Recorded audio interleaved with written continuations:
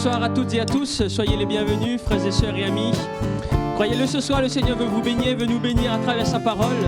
Et toute notre vie, elle est basée sur la parole du Seigneur. Alors soyez les bienvenus et vraiment, ayons vraiment cette pensée en disant, Seigneur, oui, ce soir, je veux que tu me parles ce soir, parce que c'est un jour de joie, un jour de victoire que nous avons, de pouvoir proclamer le nom de Jésus. Ensemble, nous pourrons le chanter.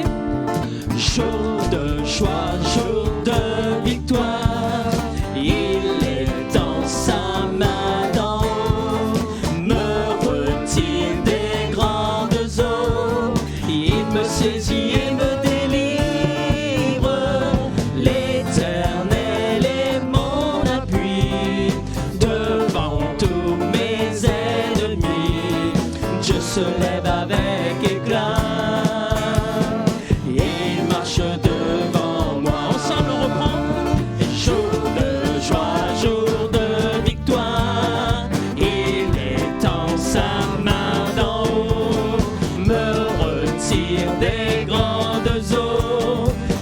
Saisis et me délivre, l'Éternel est mon appui, devant tous mes ennemis, Dieu se lève avec éclat, et il marche devant moi. Dieu se lève avec éclat, Dieu se lève avec éclat, et il marche devant moi.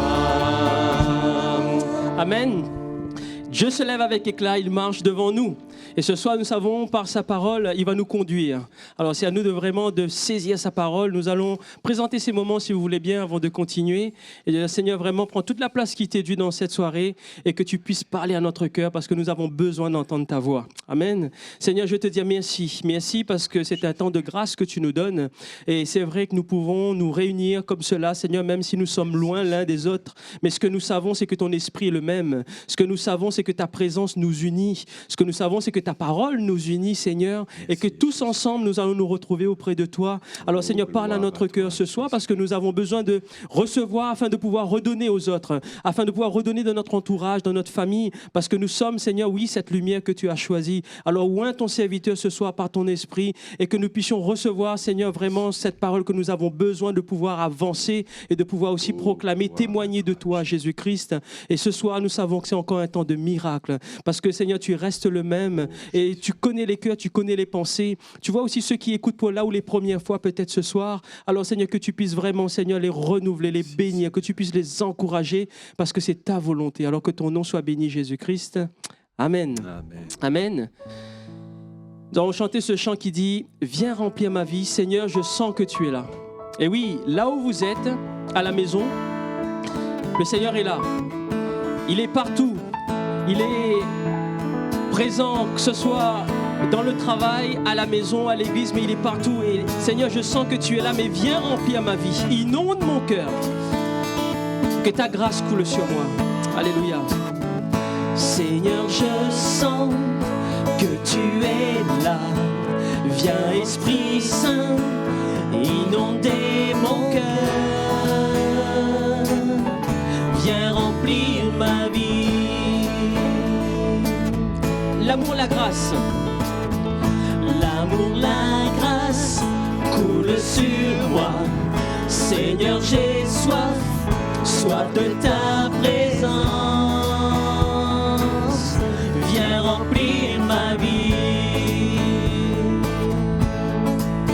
Ensemble, viens par ta grâce me laver de tout péché.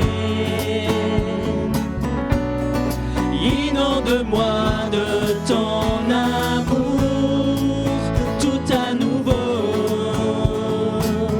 Je te cherche, te désire, j'ai soif de ta présence. Je te cherche, te désire, j'aime ta présence. Seigneur, je sens que tu es là. Viens, Esprit Saint, inonder mon cœur. Viens remplir ma vie. L'amour, la sur moi. Seigneur, j'ai soif, soif de ta présence. Viens remplir ma vie. Viens par ta grâce. Viens par ta grâce me laver de tout péché. Inonde-moi de ton amour tout à nouveau. Je te cherche, te désire, j'ai soif de ta présence. Je te cherche, te désire, j'aime ta présence. Alléluia. Oui, c'est vrai que l'amour de Jésus inonde nos cœurs ce soir. Et c'est vrai que ce soir, peut-être que tu as un souci, tu passes pas un moment compliqué, difficile. Sache que le Seigneur sait ce qui se passe dans ton cœur, dans ta vie. Et ce soir, nous pouvons vraiment lui faire confiance. Nous pouvons lui dire, Seigneur, oui, je viens t'offrir, Seigneur, ce que j'ai de meilleur. Et je veux chanter gloire à l'Éternel, chanter louange à son nom. Ah Seigneur, oui, parce que tu es mon essentiel. Parce que Seigneur, je veux chanter en l'honneur de ton nom, parce que tu veux te glorifier, Seigneur. Allons chanter ce chant ensemble, si vous voulez bien. Non, Seigneur, oui, je veux chanter gloire à l'Éternel, parce que tu veux te glorifier dans ma vie, Jésus. Alléluia, Seigneur. Puis nous laissons la place après à notre frère pour la parole du Seigneur. Je chanterai gloire à l'Éternel. Je chanterai louange à son nom. Je chanterai Dieu, mon essentiel. Je chanterai en l'honneur de son nom. Je viens t'offrir, Seigneur, ce que j'ai de meilleur. Je viens t'offrir ma vie. Oui, à toi, Jésus-Christ. Et même si je suis fragile, et même si c'est difficile, je chanterai gloire à l'Éternel. Je chanterai louange à son nom. Je chanterai Dieu, mon essentiel. Je chanterai en l'honneur de son nom. Je viens te dire, Seigneur, que tu es mon bonheur. Non, rien ne peut détruire notre bel avenir. Et même si je suis fragile, et même si c'est difficile, je chanterai gloire à l'Éternel. Chantons. Je chanterai louange à son nom. Je chanterai Dieu, mon essentiel. Je chanterai en l'honneur de son nom. Je chanterai gloire. Je chanterai gloire à l'Éternel. Je chanterai louange à son nom. Je chanterai Dieu, mon essentiel. Je chanterai en l'honneur de son nom. Toute ma vie, je redirai que tu as donné ta vie. Toute ma vie, je redirai que tu as payé le prix. Toute ma vie, je redirai que je ne vis que pour lui. chanterai gloire à l'Éternel. Je chanterai louange à son nom. Je chanterai Dieu, mon essentiel. Je chanterai en l'honneur de son nom. Je chanterai gloire. Je chanterai gloire à l'Éternel. Je chanterai louange à son nom.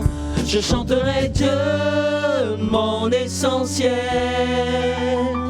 Je chanterai en l'honneur de son nom. Je chanterai gloire ensemble. Je chanterai gloire à l'Éternel. Je chanterai louange à son nom. Je chanterai Dieu, mon essentiel. Je chanterai en l'honneur de son nom.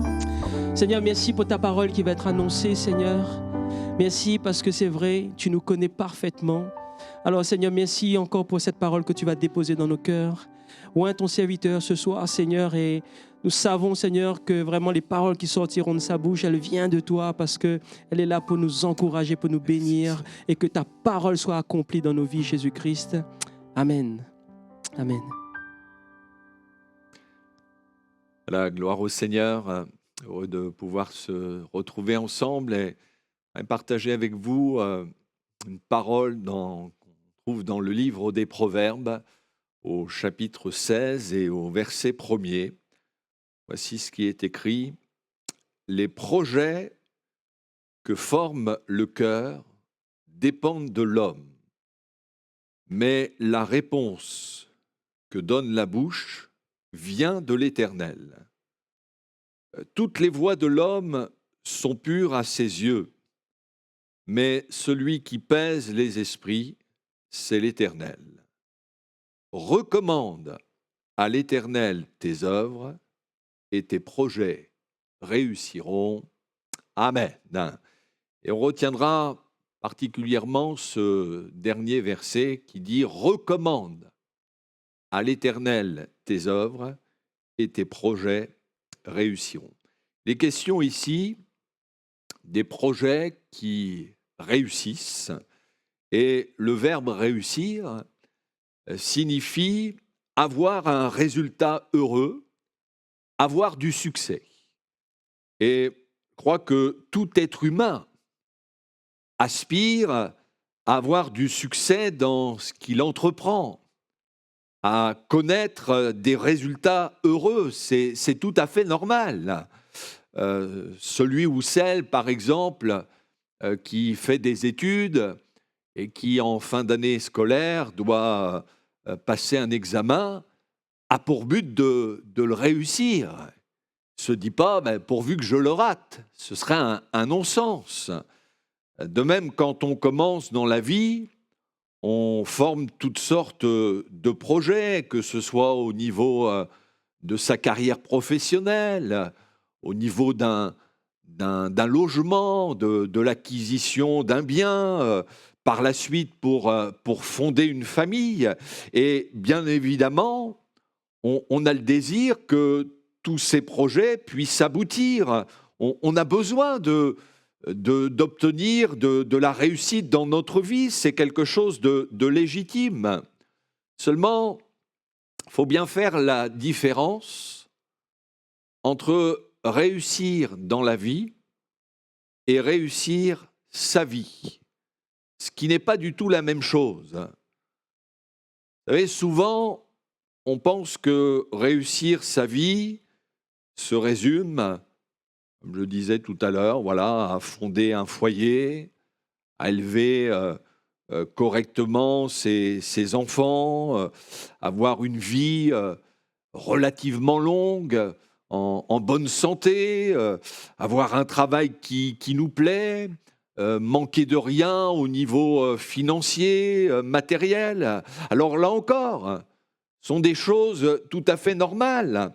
Mais la Bible nous montre clairement qu'on peut réussir dans ces domaines, on peut réussir au niveau familial, professionnel, matériel, sans pour autant avoir réussi sa vie. C'est ce que la parole de Dieu nous montre. Dans une parabole que Jésus a donnée, nous parle d'un riche agriculteur dont les terres avaient beaucoup rapporté, à tel point que ses récoltes avaient été si abondantes une année qu'il n'avait même plus de place pour amasser dans ses greniers. Alors il s'est mis à faire des projets en lui-même. Et on trouve ces paroles dans l'Évangile selon Luc, au chapitre 12, verset 18. Il va dire « Voici ce que je ferai ». Déjà, la première chose qu'il aurait pu faire, c'était déjà de rendre grâce à Dieu pour la bonne récolte. Mais ça, il n'y pense pas du tout. Et il dit « J'abattrai mes greniers, j'en bâtirai de plus grands, j'y amasserai toute ma récolte et tous mes biens, et je dirai à mon âme, tu as beaucoup de biens en réserve pour plusieurs années. » Donc là, la retraite en quelque sorte est assurée. Et il pouvait se dire, mais repose-toi, mange, bois, réjouis-toi, profite de la vie au maximum. Voilà un homme qui, professionnellement, matériellement, avait réussi dans la vie. Ça marchait bien pour lui. Quelqu'un qui savait gérer sa ferme, qui savait gérer ses affaires, quelqu'un qui semblait avoir bien préparé son avenir. Et encore aujourd'hui, on ne peut pas ignorer qu'il y en a qui connaissent, oui, une certaine réussite sociale, professionnelle. On a une belle maison, on a une belle voiture, on a de l'argent, on est comblé matériellement, du temps libre pour ses loisirs et pourquoi pas pour faire la fête, réussite sentimentale. Et on serait tenté d'envier ces personnes-là, d'envier leur réussite. Seulement, combien qui, bien qu'ayant réussi dans tous ces domaines, sont néanmoins mal dans leur peau, angoissés, stressés. Il y a un mal-être intérieurement alors qu'ils ont tout et qu'ils ne manquent de rien. C'est bien la preuve qu'il y a un vide dans le cœur de l'être humain auquel notre société matérialiste ne peut pas répondre. Il y en a même qui finissent, alors qu'ils ont tout, qui finissent néanmoins par être blasés de la vie, qui même pensent à en finir avec la vie, alors que pourtant certains connaissent un certain succès. Pense à cette chanteuse Dalila qui, dans les années 80, alors qu'elle était en pleine gloire, adulée par les foules, qui était populaire, et qui néanmoins a fini par mettre fin à ses jours, d'avoir 55, 56 ans, et en laissant ce mot terrible, « la vie m'est insupportable, pardonnez-moi ». La vie m'est insupportable. Comme quoi, on peut avoir connu la gloire et néanmoins vivre sa vie comme un échec. C'est vrai que sans Jésus, la vie peut effectivement être insupportable. Mais j'aimerais vous dire qu'avec Jésus, elle vaut vraiment la peine d'être vécue. Parce que Jésus est venu pour nous donner la vie, et non seulement la vie, mais nous la donner avec abondance. Alors, ne nous laissons pas tromper, illusionner par la réussite que le monde propose, qui n'a rien à voir avec celle de Dieu. Et justement, pour revenir à cette parabole de Jésus, ce riche agriculteur avait certes réussi dans la vie. Il pouvait entrevoir l'avenir avec sérénité, il semblait avoir tout préparé, il ne manquait de rien. Seulement, il y avait une chose qu'il n'avait pas prévue, c'est que la nuit même où il faisait tous ses projets, Dieu allait le reprendre. Dieu va lui dire, au verset 20, Dieu lui dit, « Insensé, cette nuit même, ton âme te sera redemandée, et ce que tu as préparé, pour qui sera-ce » Insensé. Et voyez-vous, dans la parole de Dieu, l'insensé, ce n'est pas celui qui a sombré dans la folie, mais c'est celui qui a perdu son bon sens, qui en fin de compte n'a pas réalisé les vraies valeurs de la vie, comme ce riche agriculteur, oui, qui avait consacré du temps pour les choses de la terre, mais qui n'avait jamais pris de temps pour s'occuper de son âme et pour se préparer à la rencontre de son Dieu. Pensait peut-être qu'il avait le temps, il verrait ça plus tard. Mais ça, c'est vraiment être un insensé, parce que notre vie ne nous appartient pas. Nous ne savons pas ce qu'il en sera demain. On peut faire des projets, mais qui peut affirmer que demain, il sera encore en vie? La Bible nous dit, ne te vante pas du lendemain, car tu ne sais pas ce qu'un jour peut enfanter. Et penser qu'on a le temps de mettre sa vie en règle avec Dieu, c'est être insensé. C'est courir le risque qu'un jour il soit trop tard. Et c'est pour ça que la Bible nous dit, aujourd'hui, c'est le jour du salut. C'est maintenant, quand on entend l'appel du Seigneur, qu'il faut y répondre. Sinon, on passe à côté du plan de Dieu. Et ce riche agriculteur avait peut-être réussi dans la vie, mais en tout cas, il n'avait pas réussi sa vie.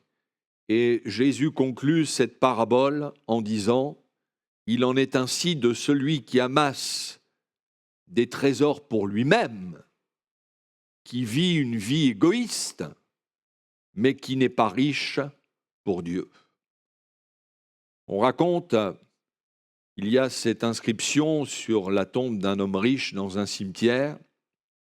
Il eut de grands biens pendant sa vie, des maisons, des propriétés, une fortune, 3 points de suspension.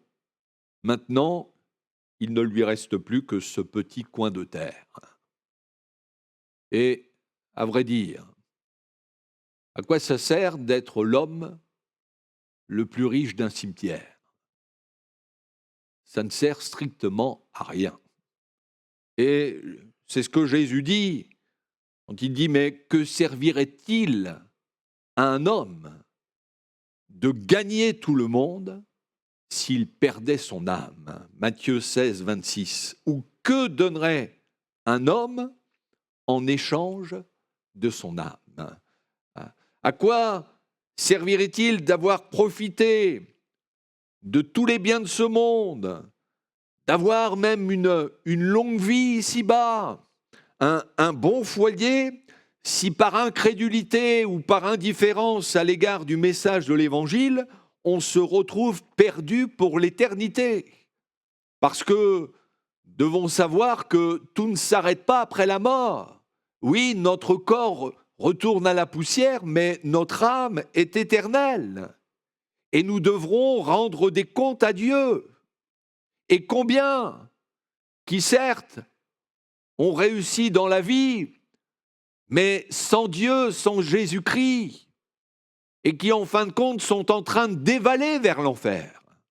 Parce que c'est ça, la réalité spirituelle. Voyez-vous, la vraie réussite ne dépend pas des biens que l'on possède, quand bien même nous aurions gagné au loto. La vraie réussite ne dépend pas de notre notoriété, mais la vraie réussite, elle dépend de la place qu'on va donner à Jésus, le Fils de Dieu, durant notre vie. Et on peut bien avoir réussi tout ce qu'on a entrepris, Mais si nous n'avons pas fait une réelle rencontre avec Jésus, s'il n'est pas devenu notre sauveur, eh bien on sera en réalité passé à côté du vrai sens de la vie. D'ailleurs, quand la Bible parle du mot péché, ce mot péché vient d'une expression qui était employée à l'époque par les archers quand ils rataient leur cible. Donc péché, c'est rater la cible, c'est manquer le vrai sens de la vie, le but de la vie, celui que Dieu nous a fixé en son Fils Jésus-Christ, parce que nous devons savoir que Dieu a un grand projet pour tout être humain, celui de nous voir passer l'éternité avec lui dans son ciel de gloire, là où il n'y a plus de souffrance, de maladie, de deuil, mais un lieu de bonheur, de félicité éternelle, de repos parfait. Et c'est la raison pour laquelle Jésus, le Fils de Dieu, est venu dans ce monde. Il est venu mourir sur une croix pour expier nos péchés, et il est ressuscité le troisième jour pour que tous ceux et toutes celles qui croient en lui, qui l'acceptent comme Seigneur et Sauveur, puissent recevoir la vie éternelle, le pardon de leurs péchés. C'est ça le grand projet de Dieu pour chacun d'entre nous. Seulement, pour voir la réalisation de ce divin projet, faut-il que nous ayons fait une réelle rencontre avec Jésus. Je ne parle pas d'une adhésion à une religion, même évangélique, mais je parle d'une rencontre personnelle avec Jésus, avec celui qui est vivant et qui, par son esprit, peut changer notre cœur, peut donner un véritable sens à notre vie, peut nous donner une paix profonde. Voyez-vous, le chemin de la réussite, il passe inévitablement par la croix.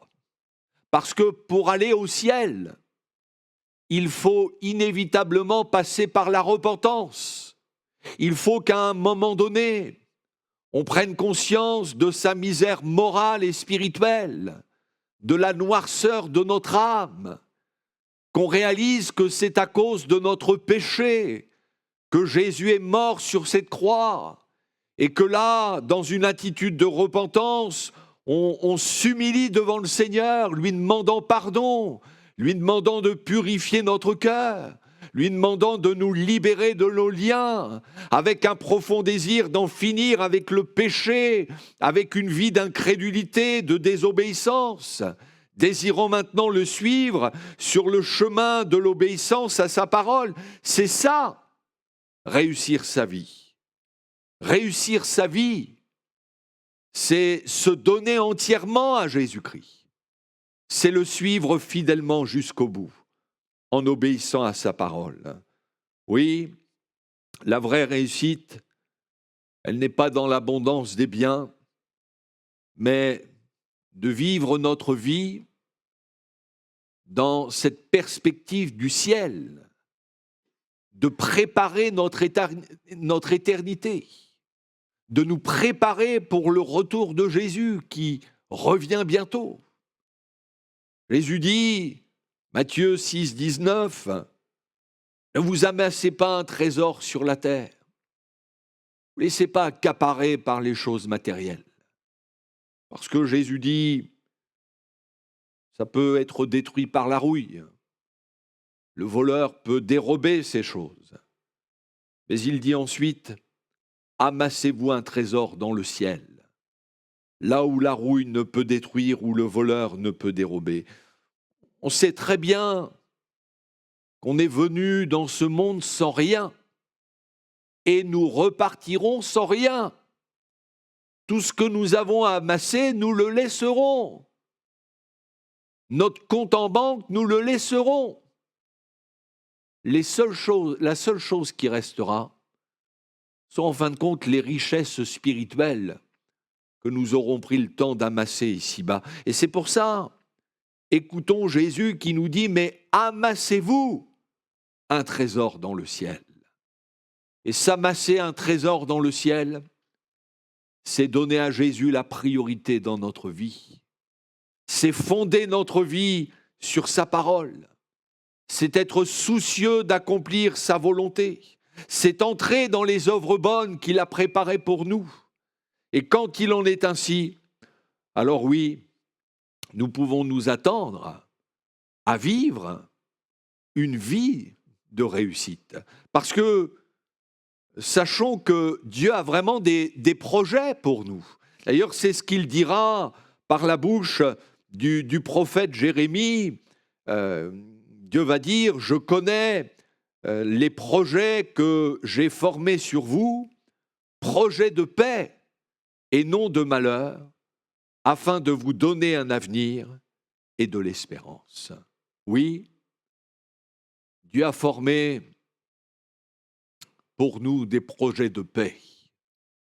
Croyez-le, Dieu a formé des projets pour votre vie, pour votre couple, pour votre foyer, des projets pour votre avenir. Si vous êtes prêts à lui faire confiance, c'est vrai que ces paroles peuvent sembler en décalage avec les temps dans lesquels nous sommes, parce que nombreux sont ceux qui, quand ils regardent l'avenir, sont plutôt pessimistes, regardent l'avenir avec crainte et se disent « mais de quoi sera fait mon lendemain ?»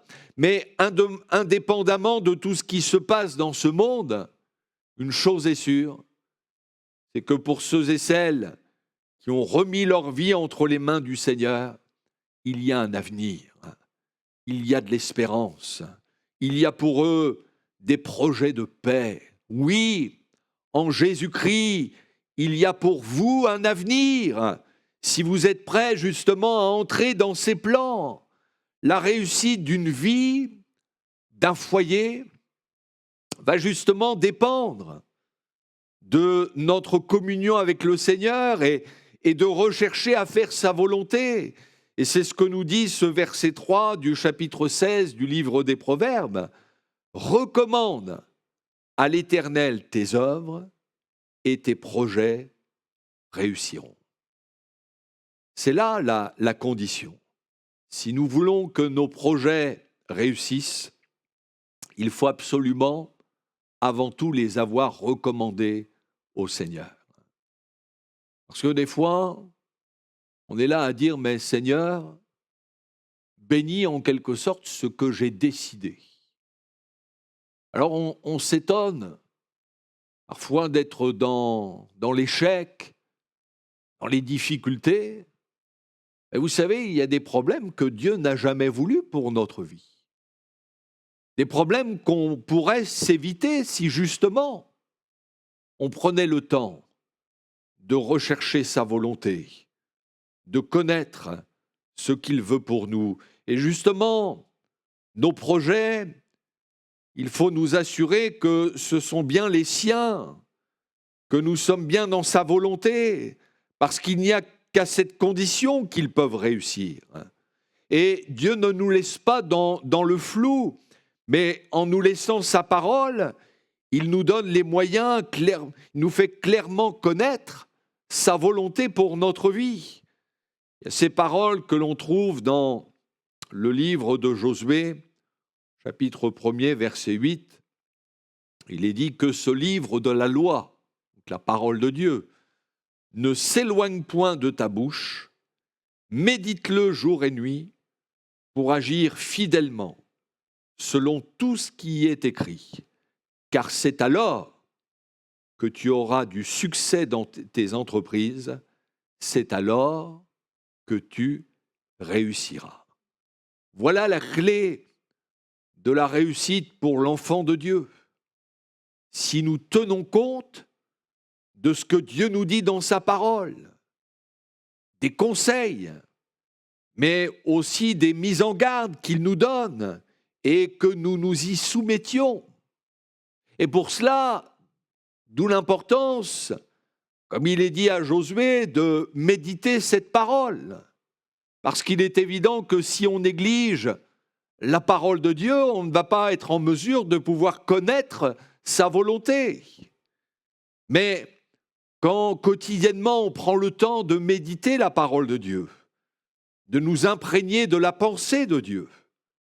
Cela va nous permettre de pouvoir faire les bons choix, de prendre les bonnes décisions dans ce que l'on entreprend, que ce soit dans l'œuvre de Dieu, mais aussi au plan familial, professionnel, parce qu'il est essentiel pour chacun d'entre nous d'être dans le plan de Dieu, d'avoir son approbation, d'être là où le Seigneur veut nous voir, au bon moment, accomplissant les œuvres bonnes qu'il a préparées pour nous.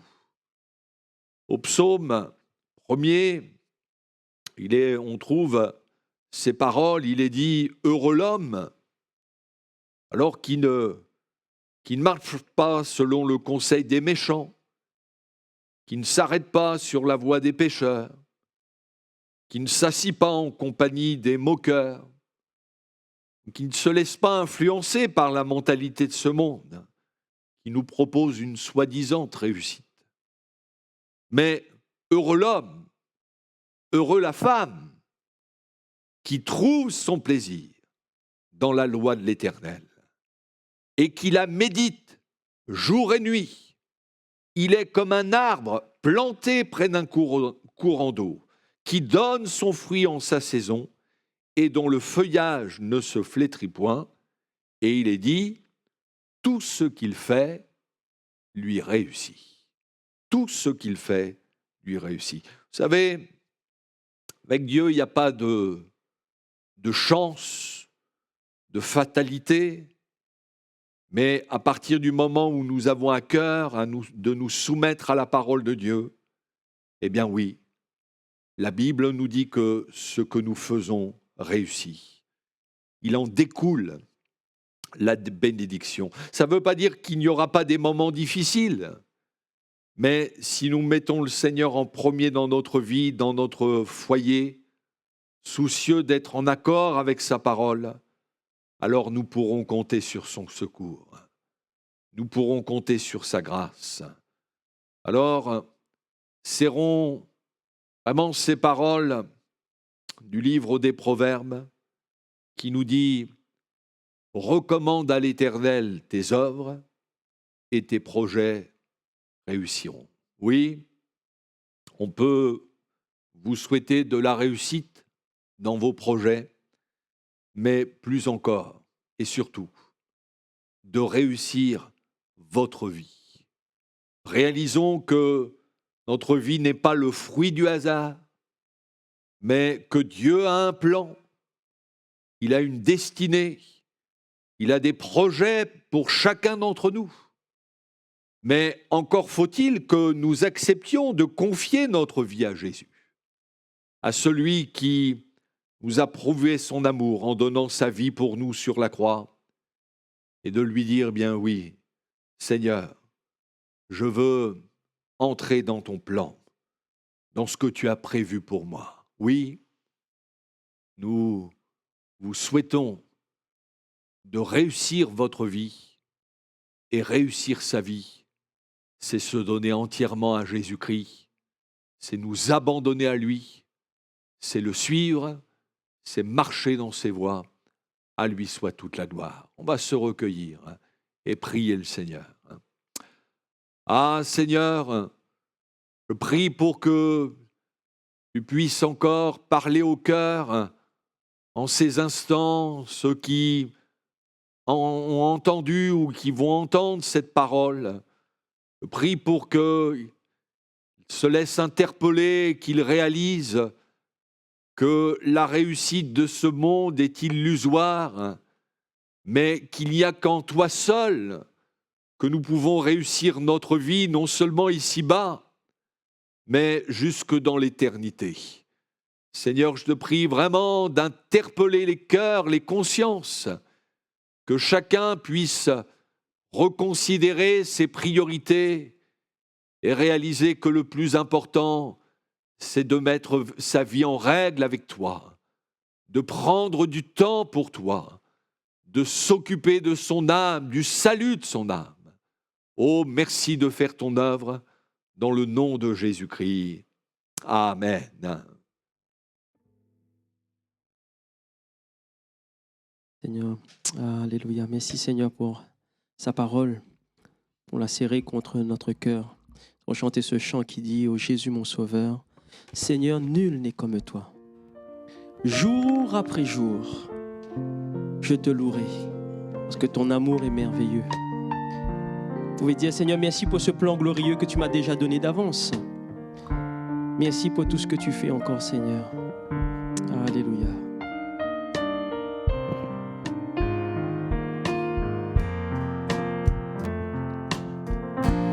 Ô Jésus, mon Sauveur, Seigneur, nul n'est comme toi. Jour après jour, je te louerai, car ton amour est merveilleux.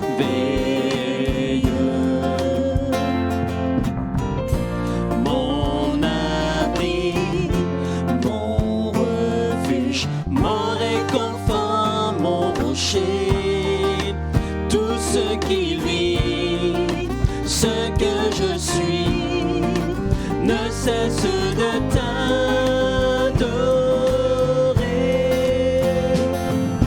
Chante au Seigneur, crie de joie, terre entière. À Dieu la gloire, la puissance et l'honneur. Les mots s'inclinent et les flots rugissent à l'écho de ton nom. Je vois tes œuvres et mon cœur crie de joie. Je t'aimerai, je tiendrai par la foi. Rien ne pourrait égaler tes promesses pour moi. On le reprend ensemble. Ô Jésus, mon Sauveur, Seigneur, nul n'est comme toi. Jour après jour, je te louerai, car ton amour est merveilleux. Mon abri, mon refuge, mon réconfort, mon rocher, tout ce qui vit, ce que je suis, ne cesse de t'adorer. Ensemble, chante. Chante au Seigneur, crie de joie, terre entière. À Dieu la gloire, la puissance et l'honneur. Les monts s'inclinent et les flots rugissent à l'écho de ton nom. Je vois tes œuvres et mon cœur crie de joie. Je t'aimerai, je tiendrai par la foi. Rien ne pourrait égaler tes promesses. Rien ne pourrait égaler tes promesses. Rien ne pourrait égaler tes promesses pour moi. Alléluia. Amen. En tout cas, voilà, notre soirée arrive à sa fin et la semaine n'est pas terminée. Nous avons aussi vendredi soir une exhortation. Nous pouvons partager ensemble la parole du Seigneur à 21h. Donc, vous pouvez transmettre à des collègues, à des voisins, à des amis, à votre famille le lien afin qu'un plus grand nombre puisse entendre parler du Seigneur. Nous avons aussi notre culte dimanche matin à partir de 10h pour ceux qui sont en présentiel et 10h30 pour ceux qui sont en direct. Donc, n'hésitez pas, frères et sœurs, de vous inscrire. Faites-le dès le début de semaine. Et n'hésitez pas à venir, n'hésitez pas à vous inscrire. Nous vous répétons assez régulièrement que ce n'est pas la même chose, mais nous avons besoin de nous retrouver ensemble. Nous avons besoin d'entendre la prière des uns et des autres. Nous avons besoin de prier les uns pour les autres. Et puis que le Seigneur vous bénisse durant cette belle semaine et que vous puissiez briller là où vous êtes. En tout cas, que le Seigneur vous bénisse. Nous allons prier avant de nous séparer, si vous voulez bien. Seigneur, je veux te dire merci. Merci pour ta parole qui était annoncée. Merci, Seigneur, pour cette grâce que tu nous donnes de pouvoir, Seigneur, prêcher, de pouvoir annoncer l'Évangile. Parce que, Seigneur, ce n'est pas donné à tout le monde, pas dans tous les pays, Seigneur. Et c'est vrai que nous avons cette grâce et nous voulons encore, Seigneur, être reconnaissants et te dire merci. Merci parce que ta parole qui était déposée dans un cœur, Seigneur, va porter du fruit. Merci parce que, Seigneur, tu ne t'arrêtes pas, Seigneur, seulement à la parole, mais ce que je sais, tu nous emmènes à grandir avec toi, tu nous emmènes à mettre en pratique ta parole. Alors vraiment qu'un plus grand nombre puisse entendre ta voix et que tous ensemble, Seigneur, nous puissions tenir bon et ferme jusqu'au bout. Alors garde mes frères et sœurs, mes amis, Seigneur, nos jeunes, nos moins jeunes, Seigneur aussi, ceux qui sont peut-être à l'hôpital, ceux qui sont malades, mais que tu puisses te servir de chacun, Seigneur, pour ton œuvre et que ton nom seul puisse être béni et glorifié, Jésus-Christ. Amen. Amen.